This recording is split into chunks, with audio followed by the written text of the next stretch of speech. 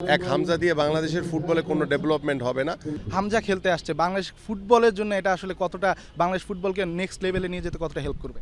কোনোই কাজে লাগবে না। এক হামজা দিয়ে বাংলাদেশের ফুটবলে কোনো ডেভেলপমেন্ট হবে না, কারণ আমরা এরকম বিদেশি অনেক কোচ আনছি, বিদেশের অনেক খেলোয়াড়রা এসছে, বাট ওই গতানুগতিক একইভাবেই চলেছে বাংলাদেশের ফুটবল। সো এক হামজাকে দিয়ে বাংলাদেশের ফুটবলে কোনো কিছুই চেঞ্জ হবে না। এবং আজকে যে অবস্থায় আছে, যদি এই অবস্থায় চলতে থাকে, বাংলাদেশ তো এখন পৃথিবীতে দেশ হচ্ছে 210টা দেশ হলো ফিফার অন্তর্ভুক্ত। এখন বাংলাদেশের যে বর্তমান যে র্যাঙ্কিং আছে 184 সামথিং লাইক দ্যাট। তো আমার কাছে মনে হয় যে এখন আমরা যেখানে ভুটানের সাথে হেরে যাই, যেখানে আমরা মালদ্বীপের সাথে হেরে যাই, তো বাংলাদেশের মানুষের ফুটবলকে নিয়ে কিন্তু খুব বেশি প্রত্যাশা নাই।